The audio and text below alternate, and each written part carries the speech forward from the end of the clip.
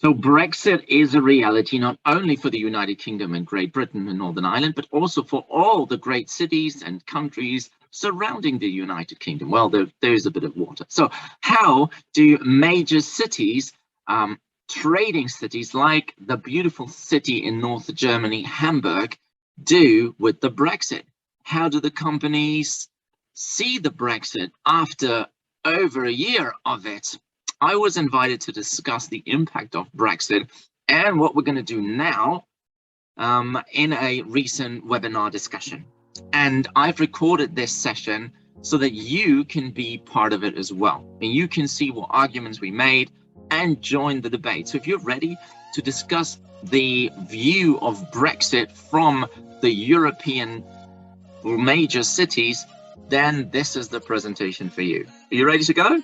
Let's do it.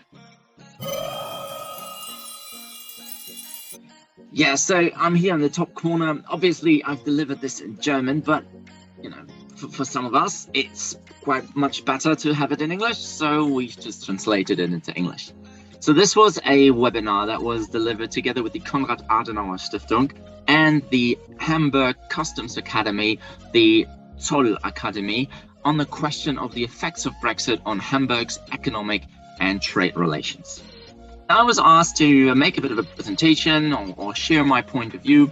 And what I've said was, well, obviously the key thing to understand, as I always keep saying, is that the United Kingdom and Great Britain, and with that the big city of London, is now a third country to the EU. And this is very obvious. At least we say it's obvious, but do we really realize what that means? And what it means is that not being part in the single market, not being part of the law legislative framework means a lot of friction has occurred. And there is now a customs border between Hamburg, as well as Germany and every country, and the United Kingdom. And that affects greatly our relationship with the nation. Now, let's be very clear. Hamburg is and has always been a trading nation and trades with the world.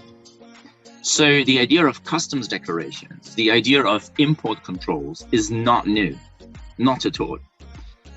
What's different is that the proximity to our neighbor, the United Kingdom, there's not a lot of distance. It's not 5,000 miles away. And of course, the sheer volume and the sheer connections we have with the UK. Because it's so close, it's so easy to get to. Over the many centuries and over the many years, we've created amazing ties, business relationship. We've set up companies in the UK.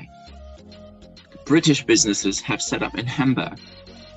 The interconnection between the large trading nations of Europe, such as the city of Hamburg, and the United Kingdom is very impressive. So now a new relationship must be forged. A new way of trading must be embarked upon. And when I prepared for this presentation, I thought, well, there are so many ties. There are so many close connections with Hamburg, Northern Germany, and the UK, that wouldn't it be great to take a step back in history and see how the relationship has evolved? As I was walking past the Thames in preparation of this speech, I came across this plaquette, if you want, this memorabilia, if you want, this plaque, and it's commemorating the Steelyard. It's a special place in the River Thames, in the city of London, where around 400 Hanseatic merchants, so these were the ones from Hamburg, but also from Bremen, Rostock, but also up to Cologne even, including my hometown, Uelzen, had their offices in the 13th to the 19th century. And it's located approximately at the site of the present Cannon Street railway tracks towards the Thames Bridge.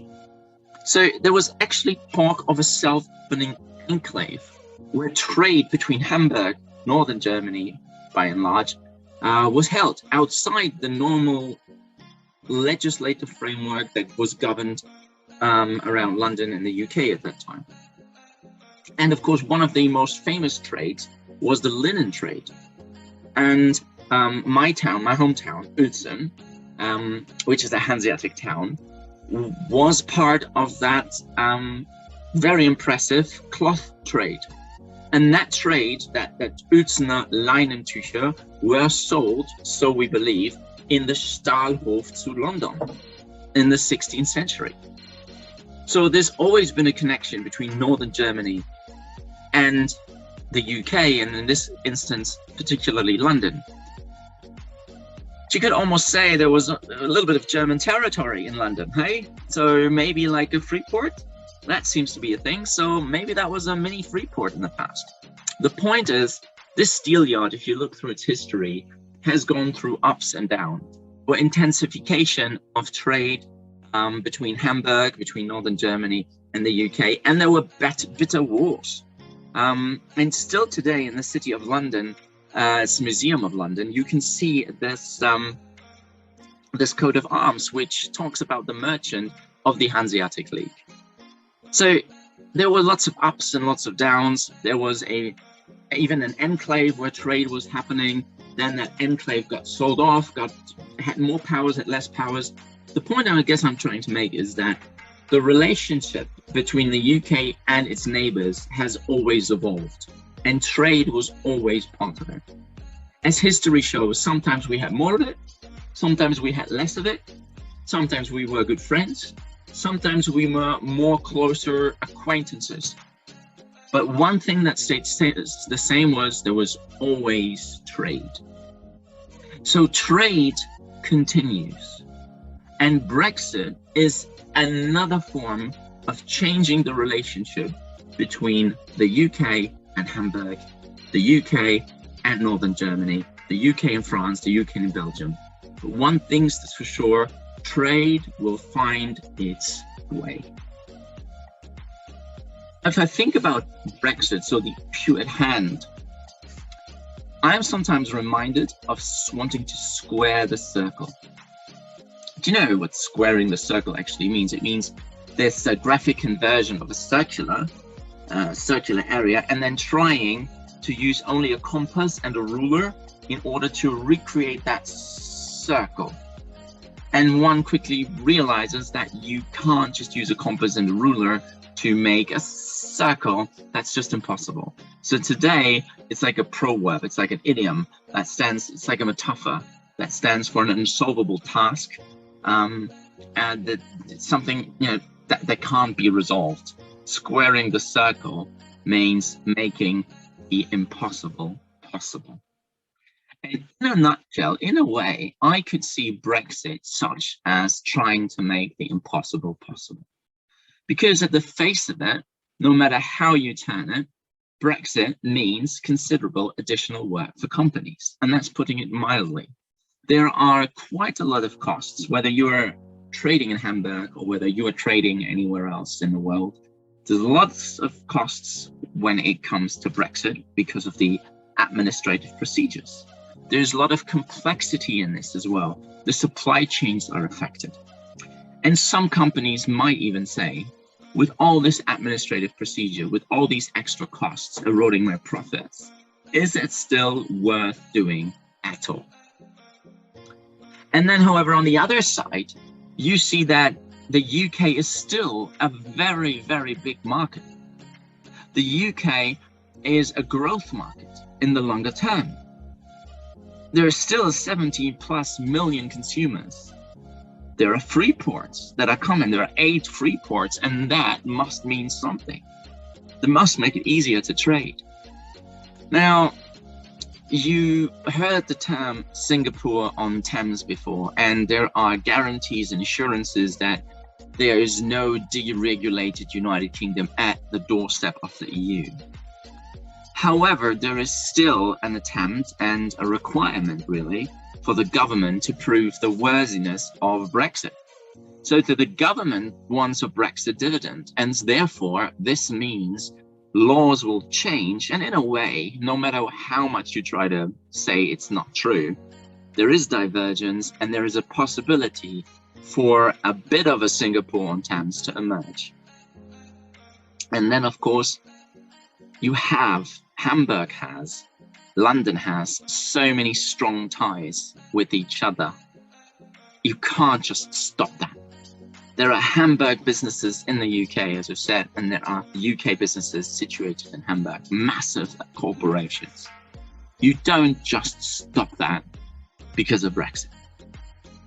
So looking at this from a customs-only perspective, since this is about customs and global trade, I think of wishing to square the circle, as I've said, making it possible to trade successfully with a benefit, with a with a possibility of growth.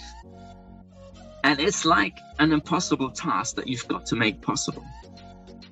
And I think the consequences of Brexit, if you had to summarize it, can be seen in 4 ways. To square the circle, what would you have to think about? Well, first, customs declarations don't go away. So what does that mean? Well, it means there's administrative efforts that need to be made to lodge customs declarations. There's a lot of paperwork that needs to happen. Sure, it's all digital now, but there's still paperwork, whether it's printed or digital. There's opportunity costs that might get lost because you can't do something else that you would do otherwise. What about the time that your staff needs to invest? What about additional staff that you might need to hire? If you think of customs declaration like a tax return, just think of your personal tax return. Imagine doing that every day for every time you move goods to Great Britain or into the EU, into Hamburg, so to speak. It's a massive undertaking for sure. Well, secondly, I would say, if you really want to square the circle and you want to be successful and trade with UK or trade with the EU, depending on what site you look at it, then you've got to think about not only customs declarations and how you're going to manage that, but also the risk, the increased risk that is associated with trade with the UK and or the EU right now. Because now you've got this customs border that brings about customs legislation, laws, rules that you need to respect. And that means there's a higher risk of non-compliance with customs rules. Before in the single market, they wouldn't even apply. But now you've got all this classification, valuation, origin to think about. And there's so many pitfalls and it could literally go wrong. So therefore, you've got to be mindful that not only is there admin, but if you're going to do it, you've got to do it right. One way to mitigate that, of course, is to invest shamelessly into education, and know-how. Customs and global trade rules change all the time, so you got to make sure that you stay up to date at any time. Whether you monitor legislation or whether you subscribe to endless amounts of newsletters, that's really up to you, as long as you stay up to date. There's also knowledge that you need to acquire, not only you, but your staff. So what's the strategy for learning? What's the strategy for lifelong learning? How do you create the next generation of customs geeks? And then, of course, you've got to think about the costs associated with that learning and build that into the strategy as well. And the final element in the whole squaring the circle debate, in my opinion, centers around the relationships. Trade is about relationships. There's a buyer, there's a seller, there's a customer, there's a supplier, there are authorities, there's a broker, there's a middleman in there, there's an agent, there's a consultant, there is a trainer, there's a this, there's a that. A driver, a lorry driver, of course, a haulier, a freight agent, so many actors. So it's all about relationships. And you've got to decide what kind of relationships do I want with either my customer, my supplier, my authorities. And depending on that answer, you've got to set point 1, 2, and 3 into motion. Because if you want the most amazing experience for your customer, then your customs declaration needs to be spot on. There needs to be no compliance issues, and and this can only happen if you are educated and you know what customs rules are and how to manage that. The same with the supplier. If you don't want the goods to get stuck, everybody needs to play their part. And this then helps the authorities, because if you are very compliant and you're getting it done the right way, then they can back off and carry on doing their work without looking at you. So you see, it becomes a circle. It looks very square, but if you follow these 4 points, then you can actually square the circle. And if you can square the circle, then there is no one stopping you trading with the UK or with the EU and growing as well. In the end, in my opinion, it's a question of vision. Today, you're on the left. Do you analyze where are the bottlenecks? Where are the issues? Do you have any issues? Is there any delay? Is there any friction in the system? Shamelessly analyze this and find out what's holding you back. Then, knowing that you've got to square the circle with the 4 steps I've mentioned, if that is the new reality, then where do you want to be tomorrow? What is tomorrow's way of trading?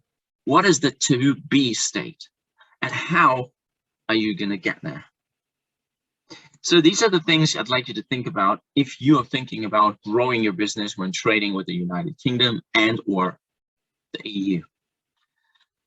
And that, in essence, is the presentation that I delivered at the webinar, so in German. So I hope you liked it. As always, I'd love you to stay connected. So why don't you join our VIP mailing list by clicking on the link below or checking the description below. This is a mailing list that is only for those that subscribe to it. Gets you lots of information, lots of new videos, unseen footage, and lots of updates on a regular basis, plus the latest information on upcoming trainings, upcoming webinars, learnings, and the likes. And of course, we're very social, so check us out on LinkedIn. You see the Twitter handle here that you can follow, and of course, the YouTube channel. Like, subscribe, share. That's it. So thank you very much for watching. I hope this was useful, and I'd love to hear your comments, so do leave them below, and I'll see you next time, and thank you for watching.